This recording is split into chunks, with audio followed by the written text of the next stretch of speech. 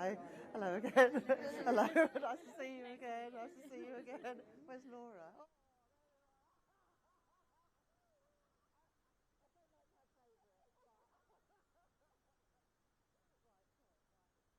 Sorry. Good afternoon, everybody. And I delivered my budget earlier today, and it was a budget to cut the cost of living, to cut the debt and borrowing, and crucially to cut NHS waiting lists. And that's why I'm really pleased to be here this afternoon with people that make that happen, the nurses, the doctors, all the staff here at the hospital. And I want to say a big thank you to everything that you do. And I know that Kia and Wes said it to you earlier, but you know, you really are an inspiration, and to be able to come and see where that money is going is really, really important to me as we put the money into those new neighbourhood health centres and the new technology to use in the NHS to support patients, but also give you the tools that you need to do their job. I think we're going to take a few questions now from the media, and Gemma, a few months ago I promised that Look North would get the first question post budget, and I'm going to deliver on my word, Gemma, so I'll talk directly to the people of West Yorkshire, but especially Leeds. Yes, well, it's good to see you keep a promise, Chancellor. I was talking to people on the high street in Pudsey yesterday in your constituency, and it won't surprise you, they are really struggling with the cost of living. They see the price of things go up and up and up, and wages haven't kept pace with it. Businesses are still reeling after the measures in last year's budget, and today extending that freeze on income tax thresholds will really hit working people. So when you're back up north, what will you say to your constituents? Can you look them in the eye and say things are going to get better because of the budget? So for people in Leeds, West and Pudsey, and people all around the country, in Yorkshire and beyond, there will be a reduction of £150 in your energy bills from April next year. That is tangible difference, money in the pockets of working people. And in addition to that, we're freezing NHS prescription charges. We're freezing train fares. So if you're getting on the train in Bramley or in New Pudsey, it's going to be a bit cheaper than it would have been next year. And we're doing all of those things because I know that the cost of living is still a real challenge for people, day to day, week to week, month to month, and that's why in this budget I am taking direct action to tackle the cost of living. But also, if you are being seen at LGI or St James's Hospital or going to your GP surgery in Armley or Bramley, then also people will know that we're putting money into our NHS and those new neighbourhood health centres to take the pressure off the hospitals and have people treated closer to home. Next question, Shahab. Chancellor, there was a lot of pressure on you and your government in the lead up to this budget. Plenty of backbenchers have expressed frustration and anger. In this budget, you have scrapped the two-child benefit cap, which has meant that some of them are quite happy. Do you think you've done enough to appease all of them? My focus in the budget is on the country and the people who elected us into government last July. I know that the number one concern for people is the cost of living, which is why we've taken £150 off of people's bills by removing some of those levies and the eco scheme, which has been an utter failure, and using that money to cut people's bills. But I'm just chatting here to some of the nurses and other staff at the hospital. The two-child limit and getting rid of that has a benefit beyond those families, because so many patients who end up in hospital, so many kids who end up in hospital are there because of respiratory conditions, be in poor quality temporary accommodation. The cost to local councils of that, but also the cost to the NHS and in our schools as well. When I talk to teachers, especially in schools, about going into school not because of the conditions at home, whether that's a cold house or not enough food to eat. So getting rid of the two-child limit is about addressing child poverty and also reducing some of those costs on other parts of the system, including in our schools. Beth. Thank you. Chancellor, today you've announced that you're extending the freeze on tax thresholds. It will raise £8.3 billion. In the budget in 2024, you said extending the threshold freeze would hurt working people. It would take more money out of their pay slips. I am keeping every single promise on tax. made in our manifesto. I say to working people, I will not increase your national insurance, I will not increase your VAT, I will increase your income tax. Today you've just broken your manifesto pledges and your promise to millions of workers in the budget last year you would not extend the threshold. In good conscience, can you stay on in your job? In the manifesto, we were very clear as the rates of income tax, national insurance and VAT. But I'm not going to get into this. I recognise that we are asking people to contribute more. Those allowances. They were already frozen by the previous government from 2021 to 2028, and we're freezing them for a further 3 years. And I do recognise that as ordinary people to pay a little bit more. But I've managed to keep that contribution as low as I possibly can by closing loopholes and asking people to pay more. That's why there will be a surcharge on properties worth $1 billion. It's why we're increasing taxes on savings and property. And we're getting a grip of some of the waste in the way by taking out of Motability, more placements for disability benefits, so we keep that contribution from working people as low as possible.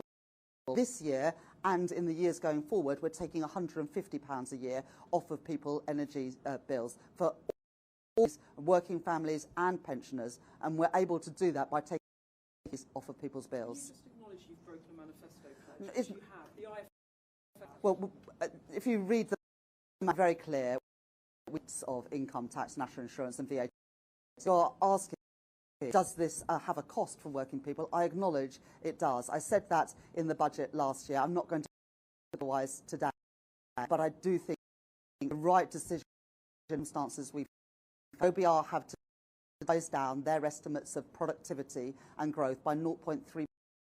They say that that will take out £6 of tax revenue we would otherwise have brought in, and they are very clear that is not because of any decision that this government has last 16 months. It is what's happened in the previous 14 years, Brexit, the pandemic, and frankly the austerity and chaos from the previous government. And we're all having to pay a price to that, and it's my job to make sure that the numbers add up so that we can ensure we grow our economy, keep interest rates falling and keep inflation down. Joe. Chancellor Joe Pike, BBC News. The income tax thresholds will see millions of people paying more tax while at the same time are being increased. Is that really working people? And a second question, if I may, when did you find out that they had unveiled your budget before you had? As I said to Beth, I do recognise that freezing the income tax and national insurance thresholds for a further 3 years after the Conservatives for 7 years does mean that we're asking people to pay a little bit more. We're freezing them from 2020, and we are putting money in people's pockets now off their energy bills. Thing to do because it helps bring down people now that the cost of living is still a real challenge. And in answer to your question around the my budget before living, I found chamber. Paul. Hello, Chancellor. Look, the OBR says that you will £6 billion a year for special educational needs, but you provided no explanation where this money came from. Schools are going to have to stump up the cash themselves. Guarantee per will not go down. Next 2 years, clearly in the we've extended the statutory override for local authorities, and we in the spending review. Bridget Phillipson, the Secretary of State for Education, is at the moment send out money. That's about them that actually leads their parents to schools, and she the new year. I believe that we should, wherever possible, integrate children into mainstream schools. That's not always, but I would like to see that happening more. But it would be up to Bridget to set out those reforms. But as I say, we have extended the statute for the next, and we put more money into the schools budget just before the summer. Lewis from ITV Digital. Hello, Chancellor. You minimum wage sounds like good news for the employment problem in this country, and you are freezing national insurance thresholds for employers. So isn't that stop businesses and drive up unemployment? Increase the national minimum wage for 8-year-olds from £10.85. We've increased the minimum of the national living wage from £12.20 an hour, giving a paying around 2.5 million of the lowest paid people in our country. And that is the right thing to do, because if you go every day, you should be able to pay the bills and and pay the rent or the mortgage. But we know that that's reality for many people today. Paying minimum wage and the national still not the rates of a real living wage that is calculated independently. Something to increase rate money in people's pockets. The that don't have enough lending on the discretion, whether that's a meal, a night out, a weekend away with the family, the high street and so putting more people economic policy as well do.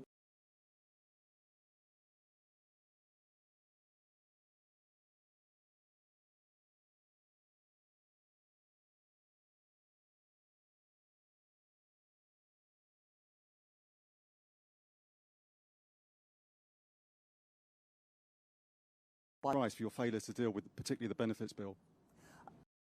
We're not going to leave the welfare system unchanged. Under the previous government, in the last years of the Conservative government, spending on welfare increased by 1% of GDP, equivalent to £88 billion. The forecast share of GDP, welfare spending will be broadly flat, but I think it's broken. Some reforms so that if you live abroad, you can't pay nominal amounts of money, state pension, to face assessments for disability. Mel Stride, when he was secretary, reforming Motability, so it original purpose of affordable leases, not subsidising Mercedes-Benz. So those sorts of the right things to do, but we have introduced funding guarantee, which means that a young guaranteed an apprenticeship or personalised support, and if after 8 years they haven't got in, they will be guaranteed but not benefits. And that again is an important reform to help deal with the issue of too many young people not in education, employment or training. And sorry, on welfare, you know, we've already managed to claw back money from the contracts previous Tory government, and I think we've managed to claw back some £1 million, and we're going to phase out the use of hotels entirely during the course of this Parliament, saving us money, and that was reflected in the spending in the summer. So I do want a system that is actually and empowering people to get back into work, the fair and trafficking of people.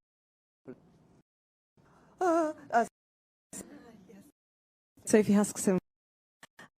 The union have said that freezing income tax thresholds is the opposite in work markets. Do you admit that you could have been brave for wealthiest in Britain? So, as I've said, I realise that we are asking everyone to make a contribution for the security of our country and the brightness of its future. I said that in the speech today, and I also said in the speech today that I'm not going to pretend that that is not asking for a contribution. The Tories, when they were in office, froze the thresholds. Here, I'm being honest that is from 2028, freezing thresholds for a bit longer, and that a cost. But we're putting money now in the pocket. It's pounds off their bills, money off of rail fares, of frozen prescription charges, as well as fully funding the childcare offer of 30 hours of free for more free for half of parents are on universal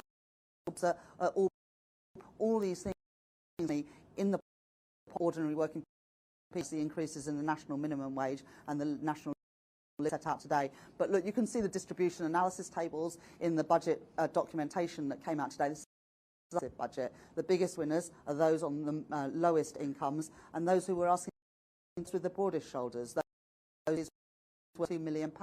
The landlord who pays less tax than their tenant. Those are the right things to do, and they're progressive reforms. The contribution from working as low as possible. Dan? Hello, Chancellor. Tax rises that more than half of the income to the Treasury from the tax rises you've announced today actually takes effect, sort of comes in after the election in sort of 2031. It's crazy that they happen, and given time in politics, still be Chancellor then. I don't think any that late, actually. At 20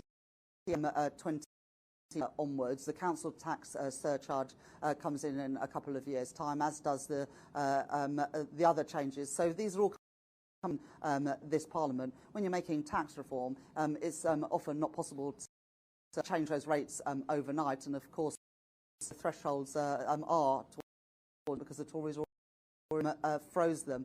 But we're also making savings right now through getting rid of things like police and crime commissioners, reducing the cost of local government with fewer councillors, as well as selling land that the government no longer has a need for. So there are savings we're making right now, as well as asking public services to make efficiency savings worth a further 0.5% from 28-29. So these are, and what you see actually in the forecast is the deficit coming down every single year, because I think it is important that we are consolidating.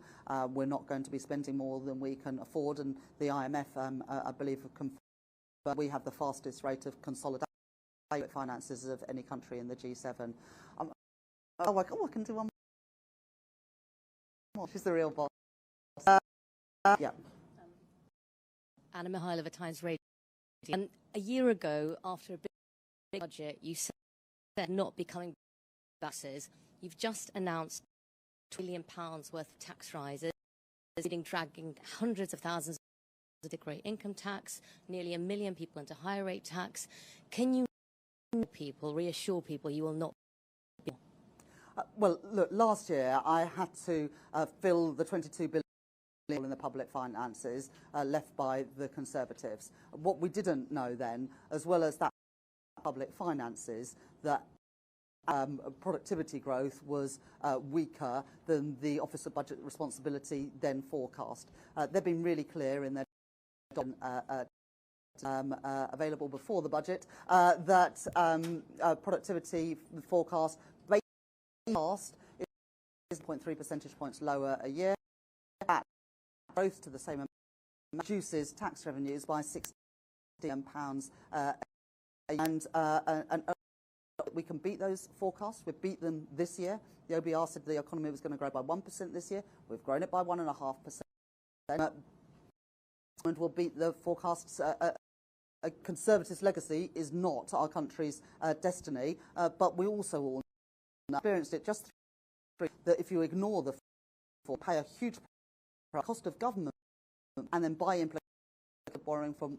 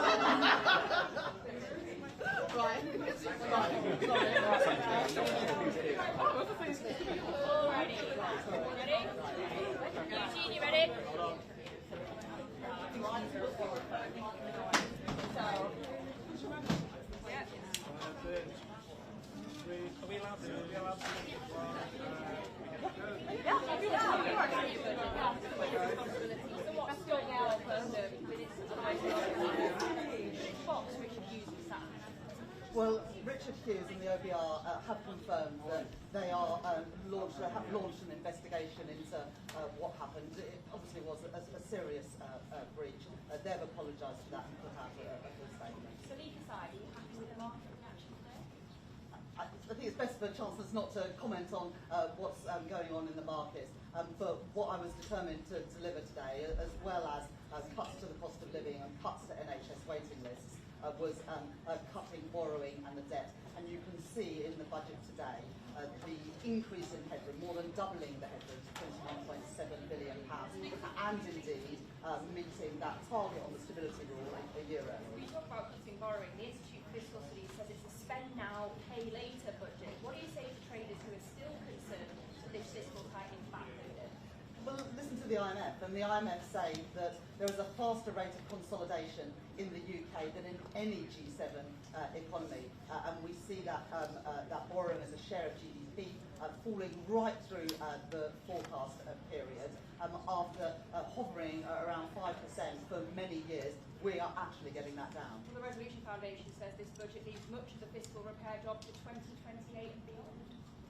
Well, some tax reforms, like the high-value council tax surcharge, take a while to introduce, and also want to make sure that we get these things right. And similarly, the changes with the further freeze in the tax allowances, they've been frozen after they were already frozen for 7 years from 2028. But there are also real savings in spending right now, with better balance sheet management, cracking down on some of the waste and inefficiencies, and indeed introducing a further efficiency drive within our public services. So this is not all about tax. We've also taken measures on the spending side as well. You mentioned the freeze on income tax thresholds for 3 years. It's going to create millions of new taxpayers.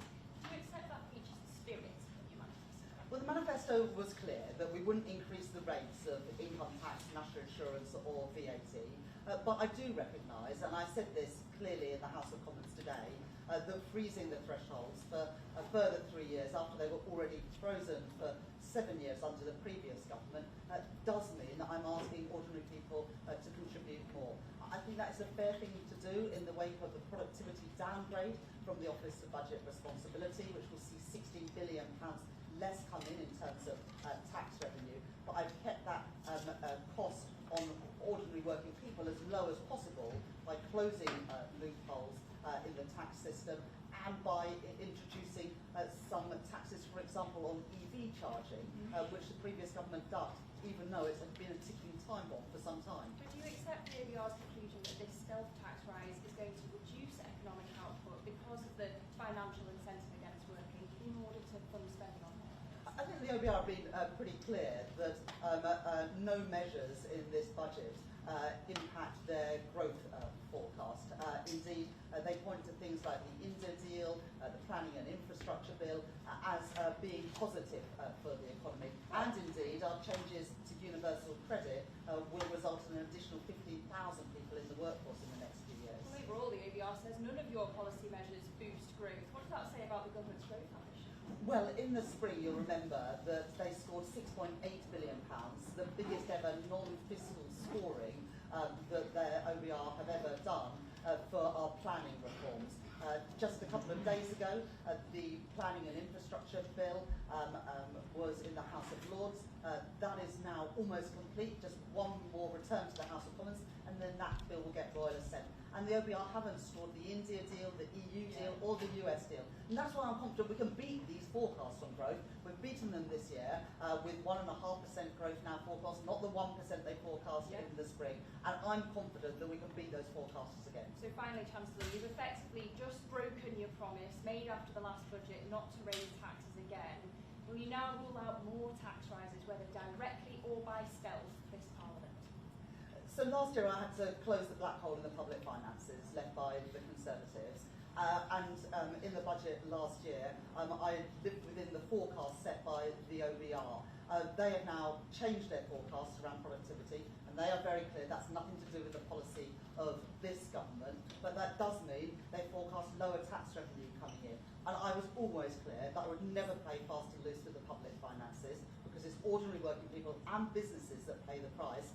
when that happens. So these are the fair and necessary choices in the circumstances that I face. But what I'm now determined to do, more than ever, is to grow our economy so that we have the revenue, both to keep taxes down and also to fund our public services. And that is what this government's plan for growth is all about. Whether it's pensions reform, planning reform, the changes today to help make Britain the best place to start up, to scale up and to stay, with the changes to stamp duty for shares for companies newly listing in the UK.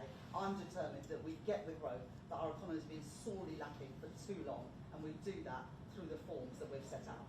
No confirmation of no new tax rises. Well, no Chancellor can write future budgets. I took the fair and necessary choices today, but my focus has been and always will be on growing our economy so that we can keep taxes down and have the money we need to invest in our public services. All right, Rachel, we really appreciate your time. Thank you.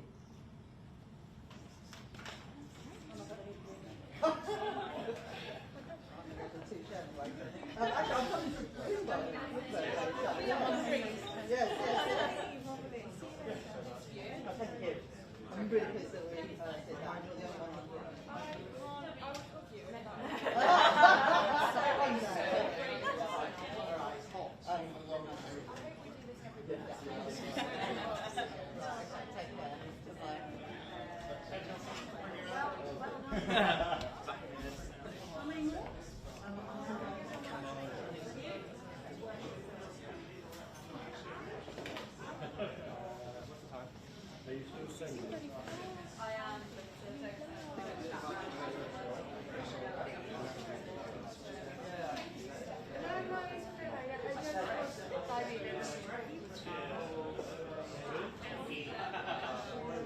Oh my God, they didn't have the right playlist.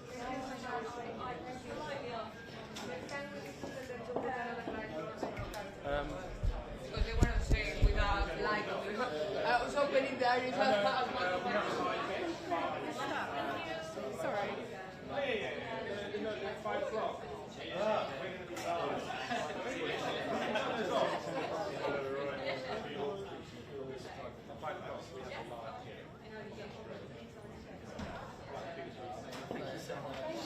No, it's all right.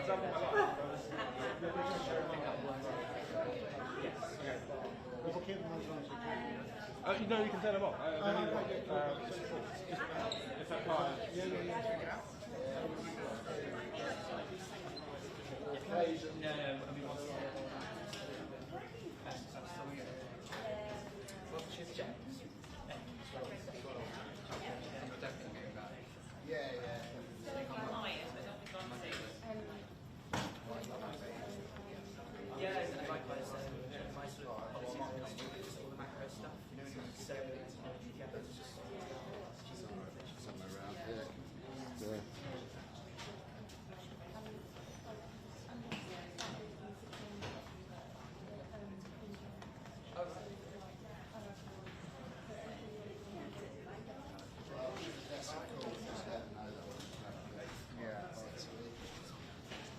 It always makes it clean.